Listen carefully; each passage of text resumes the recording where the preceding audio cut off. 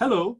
The payments industry worldwide is undergoing tremendous activity, although we should not be in a hurry to call any of them specific trends that are going to define the future of payments. We have at the wholesale level, central bank digital currencies, which are still work in progress in a number of parts of the world, by the way, and some of which have already undergone pilot schemes from which we do need to make some preliminary conclusions. And then at the retail end, at the financial inclusion layer, you have M-Pesa, you've got a number of different peer-to-peer platforms. And today's interview is focused specifically with the Assistant Governor of the National Bank of Cambodia, Serey, on her pet project, which is Bakong, which she describes as being a peer-to-peer platform. In order to appreciate this interview, you need to understand a couple of things about Cambodia. Firstly, it is a crowded market despite being a small and developing market. It's a market with 50 banks. Almost anyone who wants a banking license and who can afford the capitalization required can get a banking license. And then you have microfinance institutions, a couple of them actually being global best practice as microfinance players. And then you have about 20 payment systems players or payment systems providers who already dominate the payments infrastructure in Cambodia.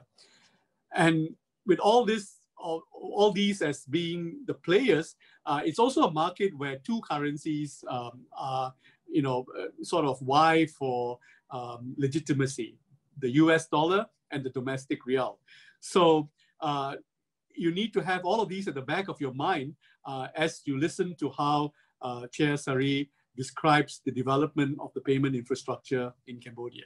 Actually, this is probably one of the first times I think we're going to have you describe the project for people outside of Cambodia. Just give us a landscape of the payments landscape and then put in context the Bakong story for us. If you already have something that is stable and efficient, you wouldn't want to disturb with something new and untested elsewhere. Very good. And that's exactly what a lot of countries ask. Why is it that Cambodia, a small country, is launching this ahead of some of the developing countries who already been doing a lot of studies on this? And my answer is that that's because we have nothing that is going on well. And so bringing it in, project like Bakong would, and in the best case scenario, would help. If not, then we can easily pull it off without disturbing anything that is going on in the market. Also, in terms of our whole financial sector landscape, it's quite fragmented. We have the banking sector there where they're doing pretty much anything or everything. And then we've got 70, 80 microfinance institutions. And the small microfinance can lend, but they can't take deposit. And then we've got the payment service providers. They are about 20. They can only provide payment instrument to the user. They can't take deposit. All the wallet float that they collected need to be deposited in a financial institutions, 100% guaranteed. So they can't use that wallet float to do lending or anything else. In 2019, we had the first payment service provider in the country, and it was Wing. What was well known back then was M-Pesa in Kenya. And when Wing was introduced in the country, it was sort of like an experimental project. It was launched by the Australian ANZ group. And the idea is to promote financial inclusion through this kind of services. I'm trying to emulate M-Pesa in a way. And I think the first reaction from regulator, and at that time I was with the banking supervision, and my reaction was that, well, if you are taking money from the public, you are a bank and you need to be regulated as such. So we come up with a tiered regulation. Initially, we allowed this company to operate with 100% guaranteed by a licensed bank, because the idea is that we don't understand this animal, but we know it's going to be good for the industry. And so we asked banks to regulate or to, on our behalf, to sort of manage the risk of these payment service provider. And eventually we come up with a licensing criteria and license this payment service provider independently from the banks. And so these payment service provider then bloom in the country. Many more come and got their license. And actually was quite widespread, and people were very interested in that. It usually operate through mobile phone, and mobile phone penetration in Cambodia is already very high compared to the population. So we have about 21 million mobile phone subscription for a population of about 16 and a half.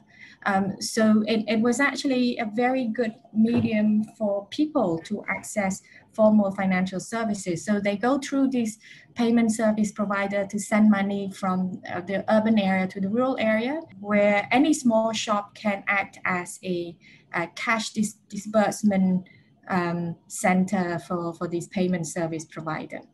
So then different sort of institutions operate independently from each other. So for banks, banks that have mobile banking app, it would usually be for their own customer base.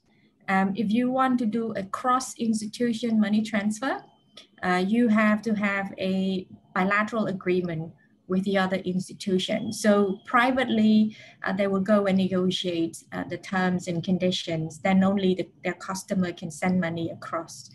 And so what the National Bank of Cambodia first introduced was a fast system, which allow a account-to-account money transfer. So this was a basic infrastructure meant for banks, trying to connect account-to-account cross-institution. So every bank will just have to connect to the central bank fast system.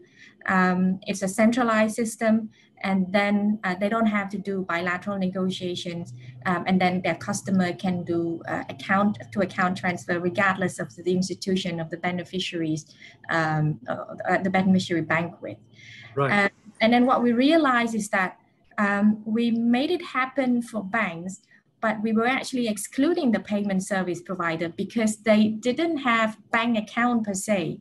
They were holding wallet, but those are not bank account. So there's a disconnect between the bank and the payment service provider, but also a disconnect between urban and rural, right? And the idea behind our project is how can we connect them together?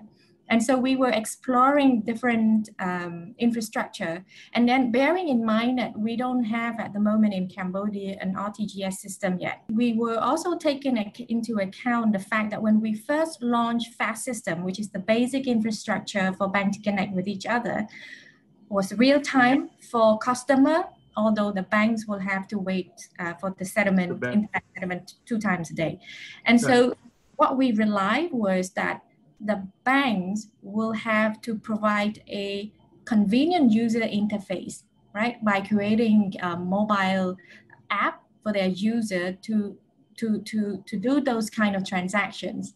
And what happened is that the banks didn't do that. So as a customer, if I want to transfer money to somebody else, I will still have to walk to the bank counter and perform that transaction. And even though it's real time, it wasn't convenient. So we realized that we needed a universal app that everyone can adopt, right? Because we can't wait on banks to do that, because I can provide many infrastructure, but then if the user interface is not there, then it's not going to work. For interbank transfer, you have FAST, which incidentally, it's local currency, right? But a lot of the economy is also dollar. Do you have a interbank clearing system for dollars? Yeah, so we have US dollar interbank clearing system sitting at the central bank. The FAST system was allowed for only local currency. What we were trying to do is to differentiate convenience. It's all about convenience. If people find that transacting in local currency is more convenient to US dollars, then perhaps they would, switch to use more local currency.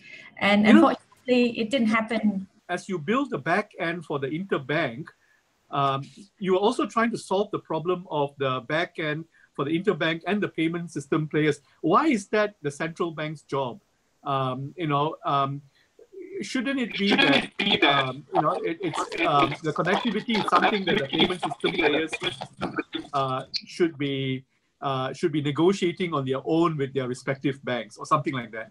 It's a good thing that you have a woman at the helm. I've been looking at it as a parent taking care of their children. And obviously you want your children to be independent and do things on their own, right? And if it's not happening, you need a bit of push, right? And that's exactly what we did with the system, with the industry. We have dialogue with them. We said, look, we have a fast system. Why you're not using it? Why you're not, facilitating the end user with mobile applications? And of course, they will come to you with a lot of excuses. When we announced that we're going to do this project, we called the industry and we explained to them, look, we're going to do this. This is how it's going to work. We need your support. And that's when the banking industry realized that they need to be doing something. Otherwise, the regulator will be doing everything. So in a way, it's kind of help. But the intention is not really to compete with the private sector, but to tell them that this is something that you need to be doing, innovation, and also stimulate some of the innovations in the industry. And also what we have done was to actually connect the payment service provider into the fast system. And as there are some technical issues and some regulatory barriers as well. One is that we have to identify account, right, not wallet. And so there's going to be quite a challenge for us to reconcile that together. Second is that if I were to include the PSP into the clearinghouse of the fast system, it means that the payment service provider will have to follow the liquidity management rules of a bank. Because we don't have an RTGS system, banks have a settlement account with the central bank. They have to monitor it on a daily basis. They have to have credit line with the central bank just for the settlement purposes. If I were to do this with a PSP, then I would have to require them to have the same level of liquidity management as I would require from a bank. So that's when, the Bakong project came about, where it's peer-to-peer. So I don't have to worry about PSP managing their settlement account. If they want their customer to use, they just have to have enough balance, and the customer can only send if they have balance on their wallet themselves. So in ways, it take away all these, regulatory challenges. The thing that needs to be captured in this conversation is that the ambitions of the PSPs, right? Were they trying to become banks eventually? Which direction were they going into? Were they going into financial services, or were they going into platforms as a business? What was the evil that you were dealing with? And also, what you're saying is that Bakong becomes a wallet in itself. Doesn't that get into competition with all the other wallets that are? That means it sort of ends the wallet game once and for all. So first to your questions, what are the ambition of the PSP? I don't know what their ambitions are, but the rules were clear. You can become a bank if you provide 3 services combined. So deposit taking, credit, any form of credit, and provision of a payment instrument and the processing of that said payment instrument. We design our licensing in such a way that payment service provider would only keep doing the payment part. So they can't do credit, and that's why when I mentioned about the float, right, of the wallet, the balance that they collect from the customer must be deposited in a bank account, and 100% of it must stay there. They can't use it for lending purposes. Then banks are the one who are doing intermediaries of these money. We make sure that these wallets balance don't get any interest. That's to make people understand that your wallet is not a saving. But in terms of payment, there are many things they can do. Of course, they can help microfinance to collect. So it's just not money transfer. You've restricted their business to only the fee on the transfers that they make. I don't know if that makes it less interesting for them.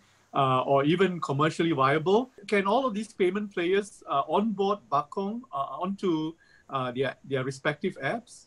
Yes, definitely they all can. It would actually force them to compete with each other in a much more meaningful way. It's not just customer acquisition, because ultimately any customer can send money to your customer, right? You can't restrict it anymore if you become a Bakong account. But I think the competition would then be focused on the quality of the services, the affordability, and you know the options of services that you can offer.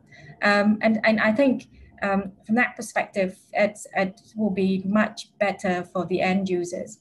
In terms of the central bank or Bakong project competing with the payment service provider, there are many options. And I think a lot of the time the public confuse that Bakong is just a wallet. But we mentioned in our white paper, it's a backbone payment system. The wallet is not the ultimate service. This is more like a byproduct of it. You say backbone service, but you have several backbone services. You've got FAST, you've got the National Clearing System, and then you've got Bakong. And I think recently you are introducing something called Retail Pay. You describe Bakun as an infrastructure. You have several infrastructures. So, which aspect of the infrastructure does Bakun play? A lot of the existing infrastructures that we're having, except for FAST, it's not a 24/7. Retail Pay is not a 24/7 infrastructure. There's a limited time to it, but Bakong in particular can complement the 24/7 part because it's peer-to-peer. It doesn't need any clearing and settlement from the central bank part. Second is that the other infrastructures that we had in place, the payment service provider were not included. It was specifically designed for the banking system. And Bakong is the one that link everyone together. So the retail pay that we are going to launch is an enhancement of the existing FAST system. From a bank, they could use FAST system, where the amount can go higher. So it's not really a gross settlement, but the cap is higher than if it were to be transacted through the Bakong system. Also, because Bakong provide a universal app, banks that don't have existing mobile application for their users, especially smaller banks, can actually free riding on our one. And have their customer use that. Once the banks are integrating with the Bakong system, for me as the end user, it doesn't matter whether the transfer is through Bakong or FAST. What we bring along with this Bakong is also a standardized QR code where every bank's app in the country can read each other. I think Bakong is being described in outside of Cambodia as a central bank digital currency. Is it a central bank digital currency already, or is it just an accounting system at the moment? I never described this project as a central bank digital currency. I always describe in many of my interviews that it is a backbone payment system using the DLT technology. I mean, technology-wise, because it's peer-to-peer and is issued by the central bank, therefore people think it's a central bank digital currency. It is quasi, and it's not exactly what a central bank digital currency is supposed to be. For instance, it is not a token-based, it is account-based. We don't gain any seigniorage from issuing it. We're not adding anything new to this. It's a personal peer-to-peer account managed at the central bank. Then the question is, how does the distributed ledger come in? Unless it validates peer-to-peer or something. And also, distributed ledger is not well developed yet. So, is there a need for that? And what we're using is a closed loop technology. So that's mean, and unlike many DLT where it's really genuinely distributed, where the public can actually come in and validate the transaction, we can't do that in a financial system. You need some, confidentiality, privacy, and then you need to safeguard the integrity of the system. So you're giving people who do not have a bank account some form of identity some form of, confirmation, non-repudiation of transaction. That's actually what you're providing, But then the million-dollar question is DLT even necessary for that? Personally, I'm not even interested whether it's DLT or blockchain or whatever you call it. It doesn't really matter. What matters is I've got something that I want to solve, and this technology happened to be there, and I'm just going to use it. And whatever you call it, it doesn't really matter. Yeah. And to go back to your question, is that it's a closed loop. So the central bank actually is the one validating all the transaction. There's already competition on the QR part in Cambodia. In fact, the good news is Cambodia is a bigger user of QR code than many developed countries right now. And there are banks like Aba Bank that have QR codes there. I mean, they dominate that space. So are you saying that all payment players now have to use the Bakong QR code? I just want to specify Bakong allowed interoperability among the different players in our financial system. When it comes to the QR code, at the moment, different banks have, or different payment service provider have their own proprietary QR standard. So if I have, let's say, like you mentioned, ABA mobile applications, I won't be able to read the QR code of a payment service provider. It probably can read it, but it wouldn't know where the destinations, where are the beneficiaries. What we're trying to do is to bring all these together. And at the end of the day, it's about convenience to the end users. If you want to promote people to come into the system and use the system, you have to make it easy and frictionless and affordable.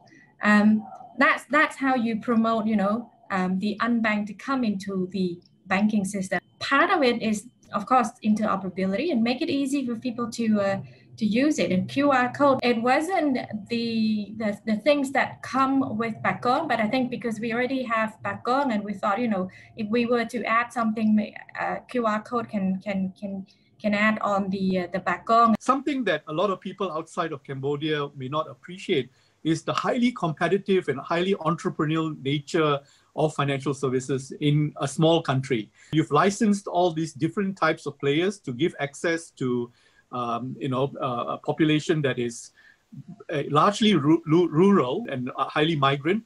And on top of that, the per payment amount tends to be small, right? And so you need to build infrastructure that is both ubiquitous and cost efficient. And you're a central banker that's actually creating an infrastructure and saying, this is interoperability, all of you come on my platform, and then you can play with each other.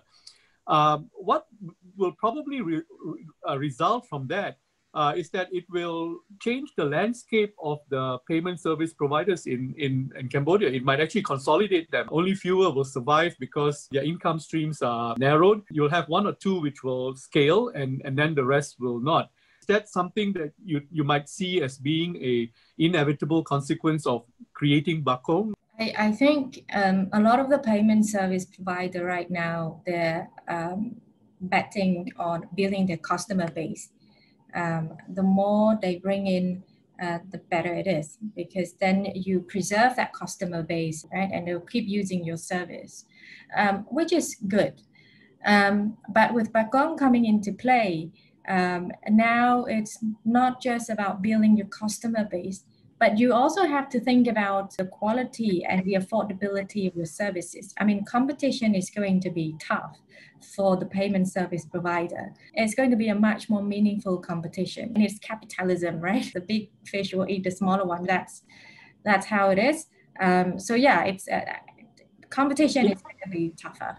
When you take the commercial payment platforms like WeChat or Alipay, these were funded by venture capital, billions of dollars of several years of free service and marketing and so on, and then you build a critical mass. Is that, you see that you need to invest in Bakong in order to become that? You're a central bank, you may not have thought about the amount of investments needed to make something a platform. And isn't that in competition with all the others? And you need to mandate free service perhaps, or absorb costs and so on. When you do that, you're actually destroying the payments industries revenue model. They need to recreate the revenue model from there. Bakong doesn't exist on its own. It exists on the back of the existing players, right? So as the National Bank of Cambodia, we don't go on and do advertisement and customer acquisition. These lay with the financial institutions, right? And the financial institution and the payment service providers who embed Backbone into their existing application. So we exist in a way through that. In terms of us destroying the payment service providers, right? I think by creating interoperability, it shouldn't destroy them. It should actually strengthen them, right? I'm providing them an access for their existing customer base to everyone else. So let's say if I'm a client of a payment service provider, currently I can only send money to those who have an account with that same payment service provider. Exceptionally, if my service provider has a bilateral agreement with a bank, then I can send to that bank as well. Yeah. Now what I'm providing them is an access to any other customer from any other financial institutions and payment service providers. So they should take it as an advantage. Next, as I said, what else can you add beyond the transfer? What else can you add for the user? So I will keep staying with you if, as I said, if it's cheaper, it's more convenient, etc. I will stay with you. But if it's not, I'll move to somebody else, because at the end of the day, if I'm a company, it doesn't matter where my employee is having an account with, I can still do the payroll without having to worry, it has to be the same institution, etc. And again, I stress on the fact that interoperability shouldn't kill competition. Competition should use that and make it more meaningful. This whole conversation is fascinating because what China is trying to do now is to reverse engineer what you are trying to do on a commercial basis. In China, the platforms had become ubiquitous. They created the national infrastructure, and now the banking system is trying to pull it back in. And actually, the so-called central bank digital currency is to bring the relationship back into the banking system, as it were. Now, and what you're doing is you're trying to say that all of the players out there can be as they are. But you're going to start with the banking system, and the central bank owning the platform, the QR code, the app, and the money in the account. I can't imagine how your approach is going to build without a profound change in the way that payments evolves in Cambodia. You're actually appointing the PSPs to become the marketing agent for Bakong now. In other words, the more they onboard Bakong, then you become successful. Now, the reason I'm asking all these questions is also because many countries are thinking about the huge dynamics between venture capital funded payments infrastructure built on a open economy basis, free enterprise and so on. The other diametrically different approach being central bank centric. And yet the winning formula is acceptability and that the people use the infrastructure freely. Just give us a sense of how successful has it been so far? How do you measure your rollout? How many downloads of the apps have you had? What is the average transaction per day? And how many customers do you think you have?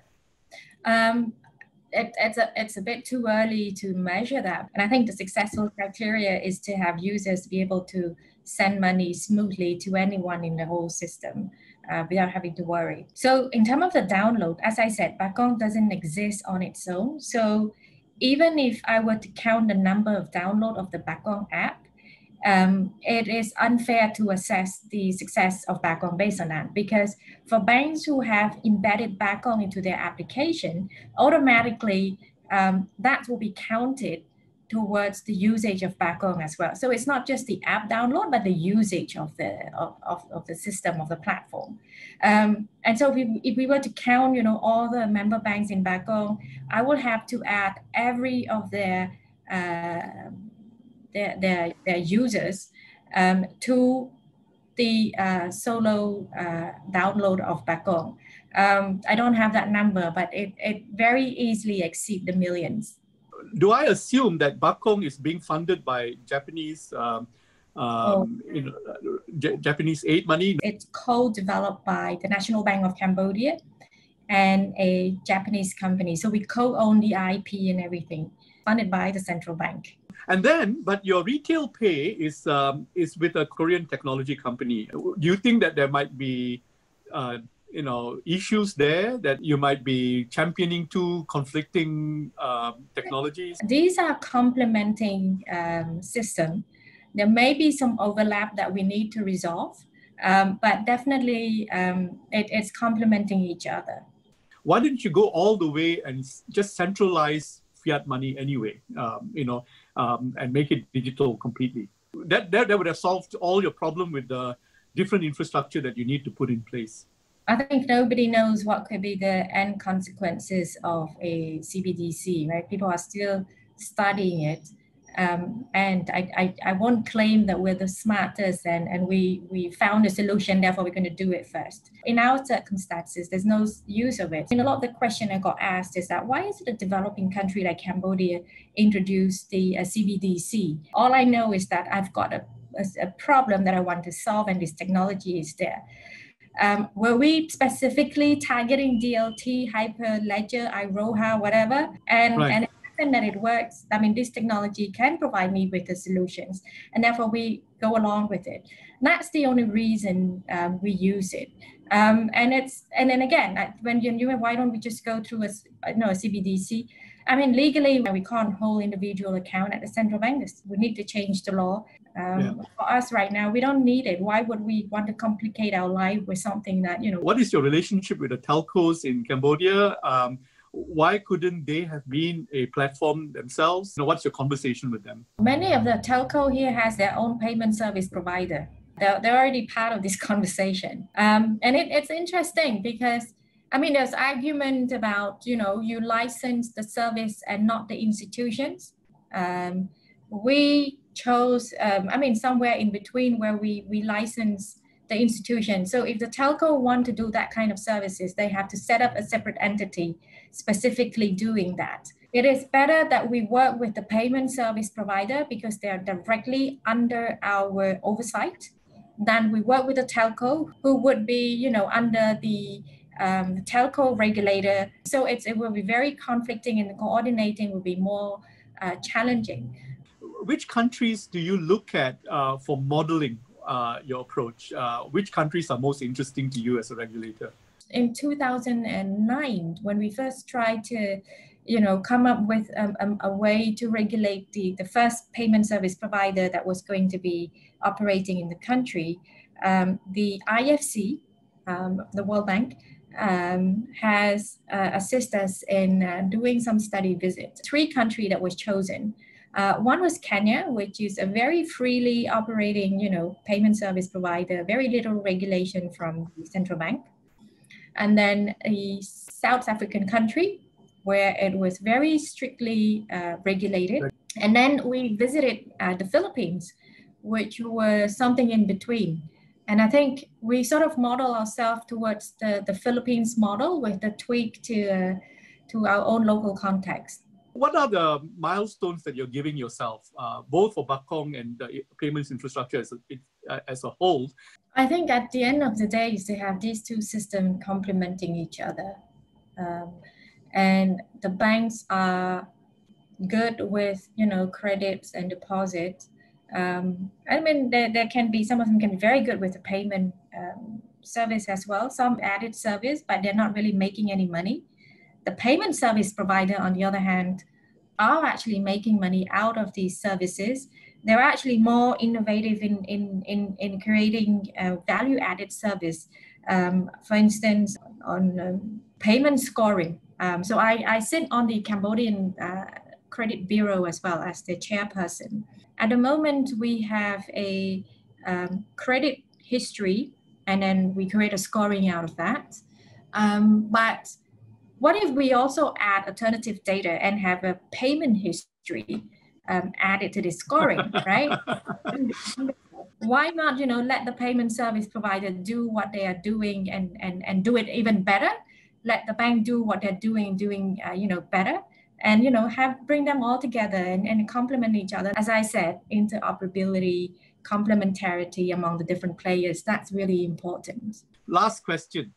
A lot of the innovations taking place in payments, the excuse given is to reach the unbanked, to make finance available to the masses and so on.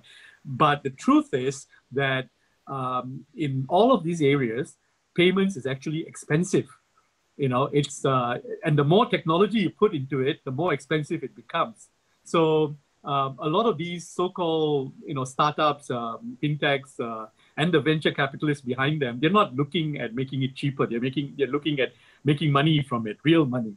You are in a country where this is exactly what is happening. Everyone sees payments as a revenue-generating business to be pursued, not to go out and make life easy for the masses and so on. So what is your sense of the commercial aspect of payment? So there is the interoperability part that's going to push competition stronger. But what really bothers me is that a lot of the fintech companies, some are doing really good, and I appreciate that. But a lot would, like you said, use the financial inclusion as a selling point of their product. Yep. And so you've got a lot of venture capitalists putting money into those projects with the belief that they are helping the unbanked, and actually not necessarily, because they're helping the tech company, the founders, the investors, but they're not helping the unbanked. So this is the supply part of it. What haven't been done is on the demand side of it, right? The customer. Nobody invests in educating people about the usage of digital devices. Nobody educates the customer or the user about financial. So financial literacy, digital literacy, very little investment. You keep pushing this on the supply side. You keep pushing all this product without considering what is the consequences on the demand side. And at the end of the day, if you're pushing the wrong thing to the people, you're creating risk much bigger than just access. I mean, access is one, usage is two.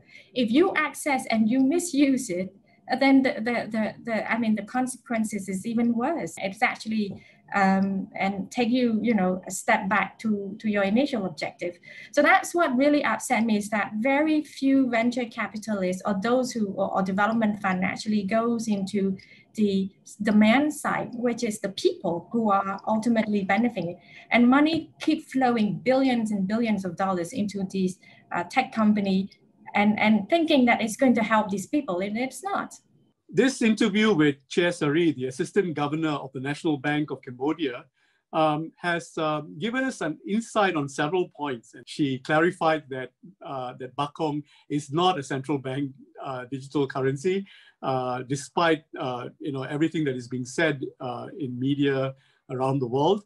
And perhaps more important, that the challenge that she has is more a business challenge rather than a technology challenge. Cambodia is a marketplace with more than 20 payment system players, each of them having invested money and wanting to dominate the payments infrastructure, from which a project like Bakong decommercializes the payment infrastructure because it's being delivered almost free and so on. And on top of that, it's interesting to see in the near future how Bakong will evolve if the retail payment infrastructure becomes viable and becomes operational, because retail pay network is bank-centric and Bakong is meant to be peer-to-peer. All countries go through an evolution in their payment infrastructure. The more unbanked a country is, the more ready it is for a Bakong or a M-Pesa type platform. And as the country becomes increasingly progressively banked, the population becomes more dependent on a bank-centric platform and network and backbone. Cambodia has another problem, which is the fact that it has two operating currencies, the dollar and the domestic real. And so the validation of a platform is also a validation of the more dominant, the more acceptable, the more popular currency in operation. And it's unique in that only a few countries have this as an issue. And on top of that are the players who are delivering on the project and how they will evolve. So we know, for example, that there is a Japanese company that is trying to put its technology on the ground through the Bakong project, and then a Korean company that is working out the retail pay platform. And how these two initiatives will evolve remains to be seen. At the back of the scene is the political process in Cambodia, where because it's a growing economy, the political process has opened up the financial infrastructure to any number of players from anywhere in the world who want to contribute to building capital and financial access in Cambodia. And without losing momentum on that, to build an infrastructure that is both ubiquitous and interoperable. So these are the challenges that Cambodia has, and I think that's what we've been able to capture in this interview with the Assistant Governor.